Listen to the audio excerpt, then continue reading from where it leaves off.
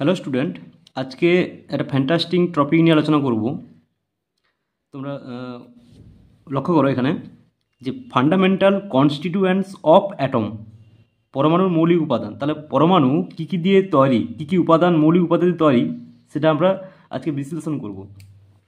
তাহলে ফার্স্ট লক্ষ্য করো এখানে এখানে একটা ডিউ ড্রপ আছে, শিশির বিন্দু আছে। এখানে শিশির বিন্দু আছে, শিশির বিন্দুকে ভাঙলে আমরা কি পাবো? অ্যাকচুয়ালি শিশির বিন্দু মানে কি? জল, H2O, জলের সংকেত। এবং জলকে ভাঙলে আমরা দুটো এইচ পাবো এবং একটা ও পাবো। তাই দুটো পরমাণু, দুটো এইচ পরমাণু, হাইড্রোজেন পরমাণু এবং একটা অক্সিজেন পরমাণু। ওকে, এবার এখান থেকে একটা পরমাণু তুলে নেবো। সাপোজ মনে করো হাইড্রোজেন পরমাণু। হাইড্রোজেন একটা পরমাণু। তাহলে হাইড্রোজেন কী কী দিয়ে তৈরি? ইলেকট্রন, প্রোটন, নিউট্রন, এই তিনটি জিনিস দিয়ে তৈরি হয়। তাহলে এটা তোমরা অনেক ছোটোবেলায় পড়েছো। প্লাস চলে আসবো নেক্সট যে প্রোটন এবং নিউট্রন মিলে কী তৈরি হয়? নিউক্লিয়াস। তাহলে নিউক্লিয়াসকে ভাঙলে কী কী পাওয়া যায় এটা আমরা দেখে নেব। তাহলে নিউক্লিয়াসকে ভাঙলে লক্ষ্য করে এখানে নিউক্লিয়াসকে ভাঙলে দুটো জিনিস পাওয়া যায়, একটা হচ্ছে প্রোটন এবং একটা হচ্ছে নিউট্রন। আচ্ছা, এবার প্রোটনকে যদি ভাঙা হয় তাহলে কি পাওয়া যাবে? না, তিনটা কোয়ার্ক পাওয়া যাবে। কোয়ার্ক, সেটা তোমরা অনেকেই জানো।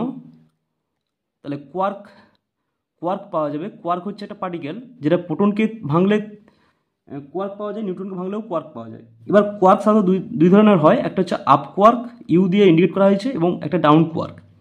আচ্ছা, এদের চার্জও আলাদা হয়, যেটা আসছি পরে। আচ্ছা, নিউট্রন দুটো ডাউন কোয়ার্ক এবং একটা আপ কোয়ার্ক দিয়ে তৈরি। নিউট্রনকে ভাঙলে এই তিনটা কোয়ার্ক পাওয়া যাবে। এবং প্রোটন দুটো আপ কোয়ার্ক একটা ডাউন কোয়ার্ক দিয়ে তৈরি, বা প্রোটনকে ভাঙলে এই কোয়ার্কগুলো পাওয়া যাবে। এবার লক্ষ্য করো এখানে যে একটা আপ কোয়ার্কের চার্জ হচ্ছে 2/3 E এবং ডাউন কোয়ার্কের চার্জ হচ্ছে -1/3 E। এবং আমরা যেটা জেনেছিলাম যে ইলেকট্রনের ক্ষেত্রে কত হয়? -1 ইলেকট্রন যেহেতু, তাহলে প্রোটনের ক্ষেত্রে +1। কীভাবে আসবে সেটা আমরা দেখে নেব এখান থেকে, খুব ইন্টারেস্টিং। এবং নিউট্রন 0 চার্জ, তাহলে কীভাবে আসছে লক্ষ্য করে একটু। তাহলে এখানে প্রোটনটা তোমরা দেখতেই পাচ্ছ অবশ্যই যে দুটো আপ এবং একটা ডাউন। তাহলে যদি টোটালটা চার্জ কমপ্লিট করা হয়, যোগ করে দেওয়া হয় প্রত্যেকটা চার্জকে, এখানে দুটো আপ আছে মানে 2/3 +2/3 ইন্টু ই, +2/3 ইন্টু ই, -1/3 ইন্টু ই। তাহলে একটা ডাউন কোয়ার্ক আছে। তাহলে এটাকে ক্যালকুলেশনগুলো আসবে 1 +1 ইন্টু ই, +1 ইন্টু ই। তাহলে প্রোটনের চার্জ 1 +1। আমরা এখান থেকেই জানতে পারলাম যে কীভাবে এটা +1 হচ্ছে। ওকে, এবং নেক্সট চলে আসবো নিউট্রনের চার্জ। নিউট্রনের ক্ষেত্রে কী লক্ষ্য করো, এখানে বুঝতে পারবে যে দুটো ডাউন কোয়ার্ক আছে, একটা আপ কোয়ার্ক আছে। তাহলে নিউট্রনের ক্ষেত্রে -1/3 ই, -1/3 ই +2/3 ই। তাহলে ডাউন কোয়ার্কের চার্জ হচ্ছে 2/3 ই, প্লাস ডাউন কোয়ার্কের চার্জ হচ্ছে -1/3 ই। দুটো ডাউন কোয়ার্ক আছে তাই দুটো চার্জ লিখলাম, -1/3 ই, -1/3 ই। এবং একটা আপ কোয়ার্ক আছে +2/3 ই। তাই এটা টোটালটাকে যদি আমরা ক্যালকুলেশন করে দেখে নিই তাহলে কী হবে? 0 ইলেকট্রন, মানে এখানে 0 ই, মানে এখানে আসছে কি 0 চলে আসছে, অর্থাৎ এটা হচ্ছে নিউট্রাল অবস্থা, যে কোনো চার্জ নেই। তাহলে আমরা বেসিক কনসেপ্টগুলো জানতে পারলাম যে প্রোটন নিউট্রনকে ভাঙলে প্রোটন নিউট্রন কী দিয়ে তৈরি? কোয়ার্ক দিয়ে তৈরি। প্রোটন সাধারণত দুটো কোয়ার্ক, দুটো আপ কোয়ার্ক একটা ডাউন কোয়ার্ক, এবং নিউট্রন দুটো ডাউন কোয়ার্ক একটা আপ কোয়ার্ক। কিন্তু এখানে কোয়ার্কগুলোকে কিন্তু আর পরবর্তীকালে ভাঙা যায় না, বা এখনও পর্যন্ত পাওয়া যায়নি কোনো খোঁজ যে কোয়ার্ককে ভাঙলে কী পাওয়া যাবে। তো পরবর্তীকালে হয়তো পাওয়া যেতেও পারে, সেটা যখন আমরা জানতে পারবো তখন সেটা অবশ্যই আমরা পাবো। বিভিন্ন বিজ্ঞানী এটাকে নিয়ে গবেষণা করছেন। তো নেক্সট চলে আসবো কিছু পার্টিকেল নিয়ে।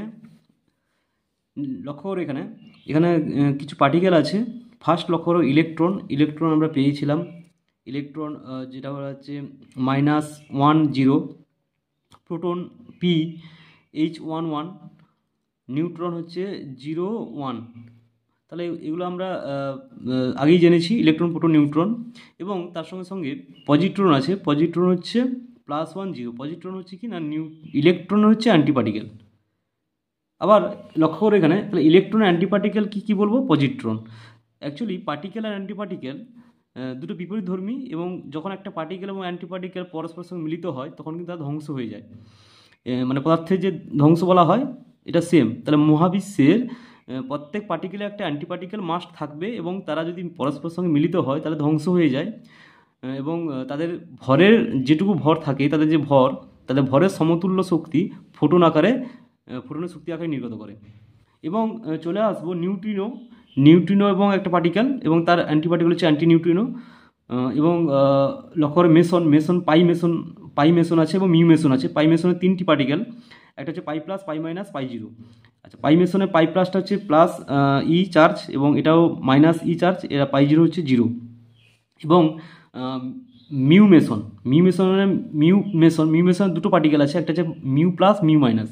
এটা হচ্ছে প্লাস চার্জ, এটা হচ্ছে নেগেটিভ চার্জ। তাহলে এই সমস্ত পার্টিকেল আমরা এই সমস্ত পার্টিকেল আমরা যদি জানলেই ক্লাস 11-12 আমরা মোটামুটি বিভিন্ন প্রবলেমগুলো করতে পারবো। তবে এই যে পার্টিকেল ফিজিক্স খুব পাওয়ারফুল ফিজিক্স, এবং এই পার্টিকেল এখন হিউজ পরিমাণে গবেষণা হচ্ছে কীভাবে ইউনিভার্স সৃষ্টি হয়েছে সেটা জানার জন্যে। ওকে, নেক্সট লক্ষ্য করো পদার্থের ধ্বংস। অ্যাকচুয়ালি মহাবিশ্বের যত সমস্ত পার্টিকেল আছে প্রত্যেকেরই একটা অ্যান্টিপার্টিকেল আছে, অর্থাৎ তাদের ভর এবং তারা বিপরীতধর্মী, ভর সমান এবং তারা বিপরীতধর্মী, পরস্পর বিপরীতধর্মী হয়। তাহলে এখানে লক্ষ্য করো একটা ইলেকট্রন -1 E0 এবং একটা পজিট্রন। ইলেকট্রন অ্যান্টিপার্টিকেল হচ্ছে পজিট্রন, অ্যান্টিপার্টিকেল হচ্ছে পজিট্রন। তাহলে +1 E0, তাহলে একটা ইলেকট্রন এবং তার অ্যান্টিপার্টিকেল পজিট্রন যদি মিলিত হলে কী হবে, এইচ নিউ একটা ফোটন শক্তিরূপে নির্গত হবে, যেটা গামা রশ্মি বলা হচ্ছে। তাহলে অ্যাকচুয়ালি এই দুটো যদি ইলেকট্রন এবং পজিট্রন যদি মিলিত হয়, দুটো পরস্পর অ্যান্টিপার্টিকেল, যদি একটা পার্টিকেল একটা অ্যান্টিপার্টিকেল যদি মিলিত হয়ে যায়, তাহলে কী হবে, এটা ধ্বংস হয়ে যাচ্ছে, এটা ফিউজ হয়ে যাচ্ছে। তাহলে সেটা, এবং ফোটন শক্তির কোথা থেকে পাচ্ছি না, এদের যে ভর আছে আমরা জানি যে ই সমান ডেল এম সি স্কোয়ার। ই সমান কী হয়, ডেল এম সি স্কোয়ার, বা ডেল এম সমান কী লিখতে পারি, ই বাই সি স্কোয়ার। তাহলে এখানে লক্ষ্য করলে বুঝতে পারবে, তাহলে এই দুটো পার্টিকেলের যে ভর, সেই ভরটা কিসে ট্রান্সফার হচ্ছে, দুটো ভর হচ্ছে এনার্জিতে, লক্ষ্য করো শক্তিতে রূপান্তরিত হয়ে যাচ্ছে। ওকে, তাহলে এখানে পদার্থ ধ্বংস ব্যাপারটা বুঝতে পারলে। নেক্সট চলে আসবো পদার্থের সৃষ্টি। তাহলে পদার্থের সৃষ্টি কী হচ্ছে লক্ষ্য করো। মনে করো একটা নিউক্লিয়াস আছে, ভারী নিউক্লিয়াস। এই নিউক্লিয়াসের পাশ দিয়ে যদি একটি ফোটন রশ্মি 1.02 মেগা ইলেকট্রোভোল্ট একটা ফোটন রশ্মি যদি নির্গত হয়, তাহলে ওই নিউক্লিয়াসটি থেকে একটা ইলেকট্রন পাবে এবং আরেকটা কী পাবে, পজিট্রন পাবে। ইলেকট্রন অ্যান্টিপার্টিকেল একটা পজিট্রন পাবে। ওকে, তাহলে এখান থেকে আমরা পদার্থের সৃষ্টি বা যুগ্ম উৎপাদন বলা হচ্ছে। কারণ কি না, একটা ভারী নিউক্লিয়াসের কাছ দিয়ে যদি 1.02 মেগা ইলেকট্রোভোল্ট ফোটনের শক্তি যায়, তাহলে কি হবে, তাহলে একটা ইলেকট্রন এবং পজিট্রন আমরা পাবো। এটাকে বলা হচ্ছে যুগ্ম উৎপাদন বা পদার্থের সৃষ্টি, ওটা বলা যেতে পারে।